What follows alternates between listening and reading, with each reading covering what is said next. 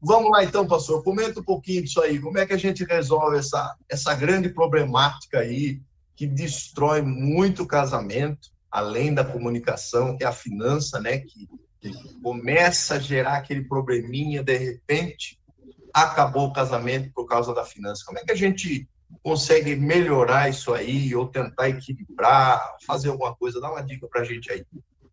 Pastor, hoje o que a gente mais ouve quando tem problema, infelizmente, os casais só nos procuram, aí eu estou falando da questão de terapia, quando o negócio já está numa fase insustentável. E quando está na fase insustentável, já tem problema de comunicação, já tem problema na área sexual, que é o que a gente vai falar daqui a pouco, e também já tem problema na área financeira. Os 3 maiores problemas abordados pelos casais: comunicação, área financeira e área sexual. É o que mais pega. Todos os outros são derivados de um desses. E, normalmente, o que mais pega dentro de um relacionamento na área do financeiro é, infelizmente, o problema que os casais ainda não entenderam, boa parte deles, ainda não entenderam que o dinheiro de um é dos dois. Não é o dinheiro meu, é o meu dinheiro, e o dinheiro seu é o seu dinheiro, mesmo que você trabalhe em outra empresa, em outro negócio, um é dono e o outro é empregado numa outra empresa, todo o dinheiro que entra para a renda familiar é do casal. E aí a gente tem alguns atritos de que um não consegue compreender isso, às vezes, por algum motivo, alguma circunstância, houve algum gasto que foi necessário, e o outro já chega de sola em cima daquilo que foi gasto, quer saber o porquê, aonde foi, quanto gastou e se tem troco. A questão do troco eu não vou entrar agora nesse detalhe, mas é uma outra história que a gente conta na palestra. Então, precisa ter muito cuidado em relação a isso. A partir do momento que é uma só carne, debaixo do mesmo teto, as finanças é a mesma para ambos. O que falta é um pouco de educação na área financeira em relação ao entendimento daquilo que entra, como prolabore, como salário na vida do casal, e aquilo que nós podemos gastar. Infelizmente, às vezes, ou boa parte das vezes, eu vou dizer uma coisa para vocês, um dado que acontece com a gente. A cada 10 casais que aparecem para falar com a gente com problema na área financeira, 8 desses 10 acabam estourando o orçamento familiar. Então, não é só a questão de regular o dinheiro seu ou para cá, não. É que estoura o orçamento mesmo. Então, tudo está em paz. A hora que estourou o orçamento da família, que entra no cheque especial, que paga o cartão de crédito de forma parcial ou paga o mínimo, aí acontecem problemas.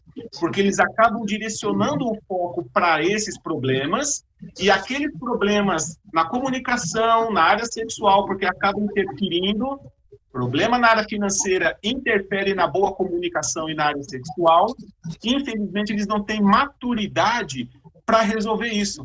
Então é mais fácil fazer o seguinte, eu estou falando um pouquinho mais do homem. Nós estamos com esse problema financeiro por sua causa. Nós estouramos o cartão por sua causa. Então, assim, é sempre o outro, e, na verdade, não houve um reconhecimento, um pedido de... o pastor Flávio já deu uma olhada para a patroa. Então, não há um reconhecimento de que, ok, estamos no vermelho. Como que a gente vai fazer para resolver? São baixíssimos o número de casais que entram nesse entendimento de que precisa resolver aquilo que não está bem. É mais fácil apontar do que construir uma nova forma de renda, conseguir cortar alguns daqueles gastos que estão fazendo com que o casal entre no vermelho, gerar um outro tipo de renda, ou entrar no acordo de que você abre mão disso e eu abro mão disso para a gente voltar ao número que a gente precisa. Mais uma vez, além da falta de reconhecimento, falta também a comunicação quando o problema começa a ser na área financeira. Mas o cara falou aqui, meus filhos acham que sou rica, né? O que a gente pode pôr isso, que a pastora, dá para acrescentar mais alguma coisa aí, pastora? Dá sim. Quando eu digo chamar, principalmente a parte da adolescência, os adolescentes, é chamar para a realidade financeira mesmo. E isso é uma coisa que a gente vive na prática. Às vezes, os nossos filhos, eles não têm dimensão de gastos. Então, é muito importante você sentar com eles e dizer assim, mocinho, mocinha, senta aqui na mesa. e você começa a transcrever, mas escreve mesmo. Olha, para o seu estudo, X valor. Sua roupa, X valor. A compra do mês, este valor. A água, esse valor. E você vai mostrando as verdades financeiras. Ah, mas eles não vão entender. Vão. Não só vão entender, como você mostra para eles como é difícil as conquistas. Como é difícil você trabalhar e você precisa ter inteligência para gastar. Então, eles precisam entender que não é só ir... Meu filho, quando era bem novinho, dizia assim, mãe, não tem dinheiro, é só ir lá naquele caixa grande, onde você vai, você põe o seu cartãozinho e tira o dinheiro. Meu Deus! Na inocência dele, ele falava isso. Hoje já não. Hoje ele entende. Então, os pais precisam chamar os filhos, sentar com eles, dizer a realidade financeira e não só dizendo a verdade, mas levá-los ao supermercado para fazer compra, levá-los ao açougue para comprar tudo junto, porque além de entender, eles começam a dar maior valor para aquilo que tem. Então, quando você participa, os seus filhos, da realidade financeira que você tem, irmão, é impressionante. Naturalmente, eles param de impor vontades. O meu filho, por exemplo, vou dar um exemplo bem básico. Ele queria sempre aquele caderno da moda, aquele caderno não sei o quê. Eu cheguei para ele um dia na loja e falei assim, pegue os 2 cadernos, com capa simples e capa elaborada. Qual que é o valor? É tanto e tanto. Falei, olha a qualidade da folha. É a mesma? É. Olha a quantidade de folhas. É a mesma? É. Eu falei, tá vendo, filho? Você está pagando mais pela capa do que pela qualidade. Ele falou, mãe, você tem razão. Pode comprar o simples, porque depois eu compro uns adesivos e personalizo uma capa para mim do meu gosto. Então, você traz a realidade financeira. E é muito importante isso, porque eles começam a aprender o valor que o dinheiro tem. Não que ele é essencial, mas que ele tem valor e precisa ser bem administrado. Bacana, show de bola. Tem mais alguma coisa aí, pastora? Também o Dalton Santos, já falei dele já, né? Já falei. Bacana. Vamos falar de outra coisa, então, pastor, que o tempo está voando aqui, viu? Vamos falar de um negócio. Coisa gostosa. Então, você viu como é que é? A gente tenta fazer em 1 hora, mas não tem como, né? Tem que marcar mais umas 4, 5 lives só para falar desses assuntos aqui, uma vez só ainda, porque dá muito bate-papo aí, né? Tem bastante que a gente pode acrescentar aí, né?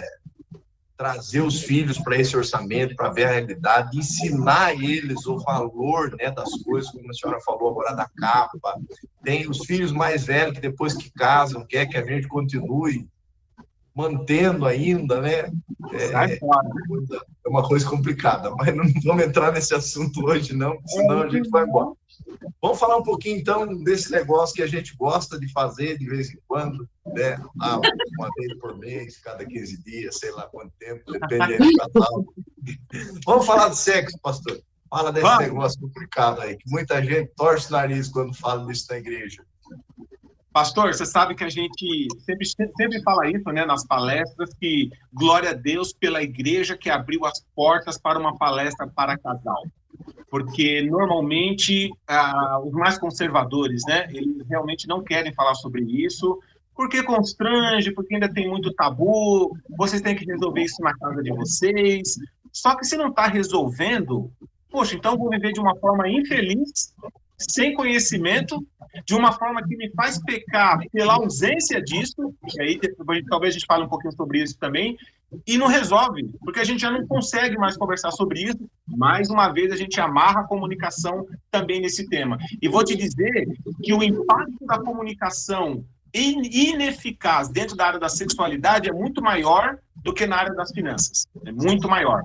Exatamente porque as mulheres se sentem constrangidas de falarem um pouquinho isso sobre aquilo que não as faz bem, por que não faz como deveria fazer, ou por que não faz como o homem gostaria que fosse feito, não só na qualidade, mas também na frequência. Então, dá muito barulho. E o homem, da mesma maneira, ele não tem paciência e não tem conhecimento para ser de uma forma clara e objetiva, dizer para ela, olha, estamos passando por essa situação.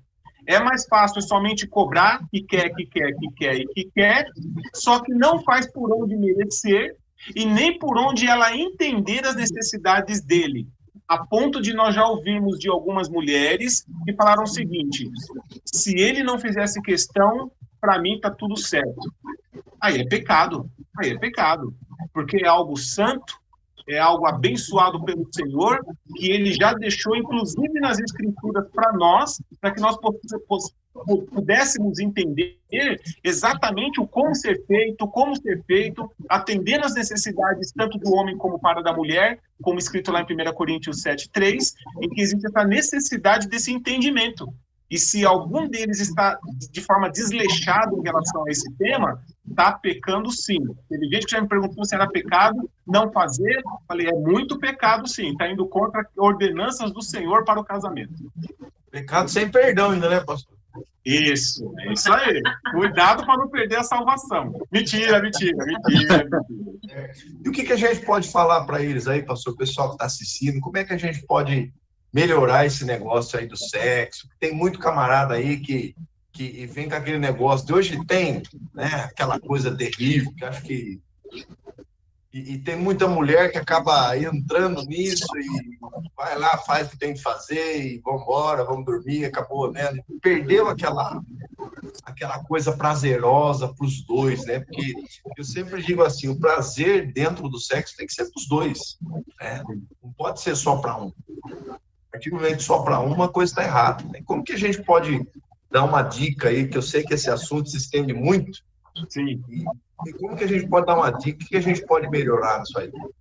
Pastor, de uma forma resumida, o que a gente pode entender são algumas questões que envolvem principalmente essa questão do entendimento da necessidade de um e da necessidade do outro.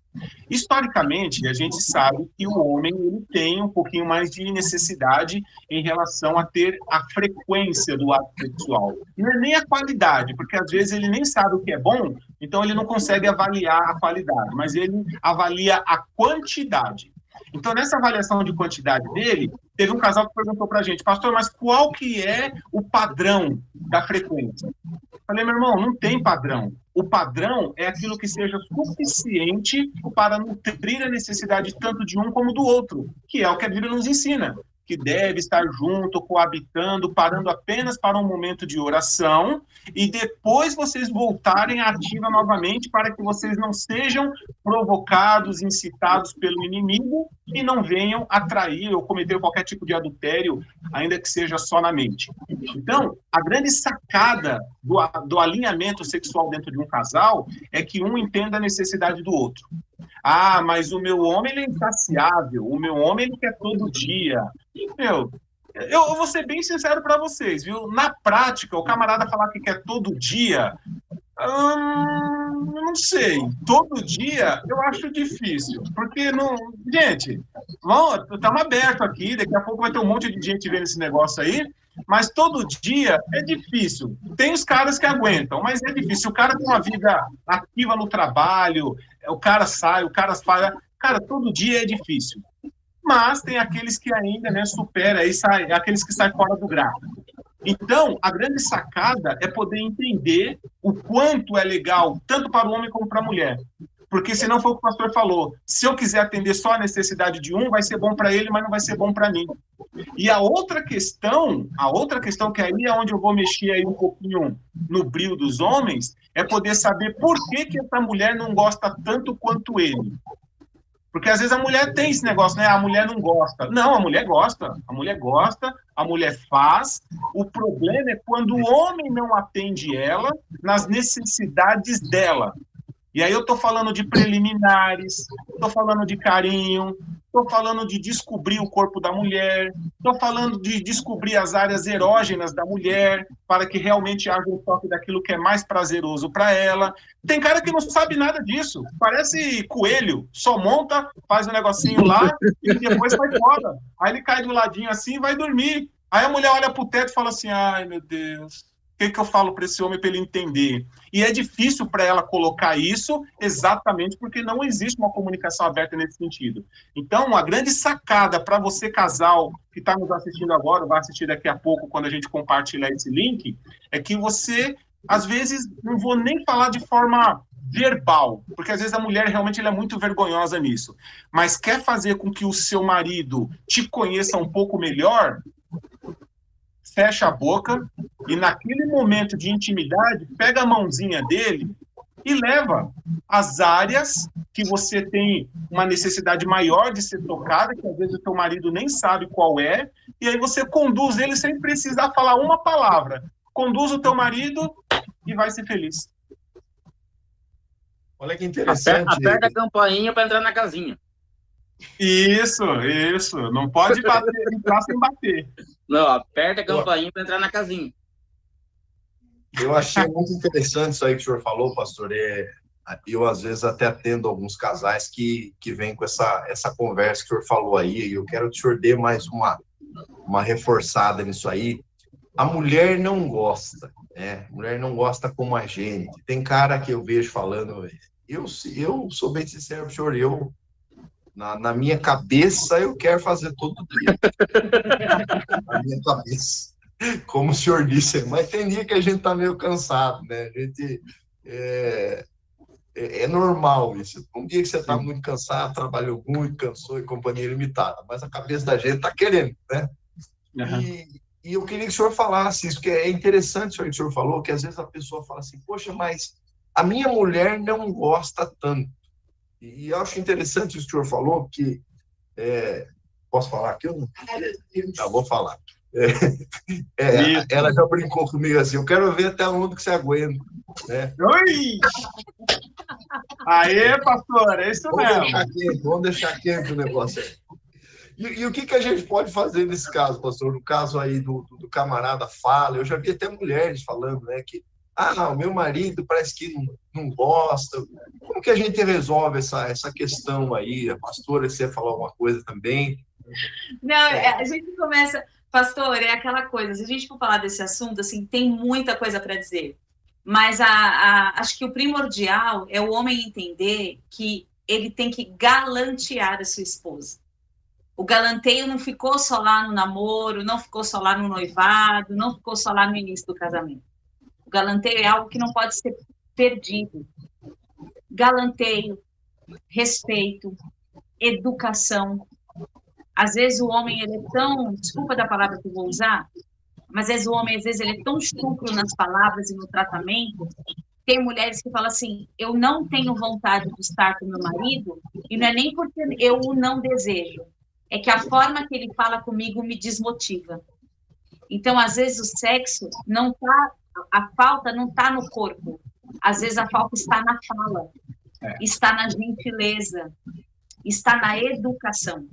Então, fazer amor transcende só o corpo. O amor, ele está nas palavras, ele está no gesto, ele está na demonstração. Então, a mulher, ela não é só ir lá fazer e resolver. Para ela, tem todo um conjunto de coisas, né? E fora aí mulheres que estão na fase hormonal, que aí é outro assunto também muito sério. Sim. Mudança de corpo, mudança de humor, mulheres que sofrem demais com TPM. Então, aí é assunto para outro dia, mas também é assunto que rende bastante na interferência sexual. Sim.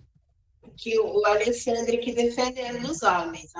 E a mulher não tem que agradar o marido também? Tem.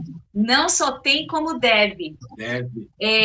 Mas sabe por que às vezes a mulher não agrada muito o homem?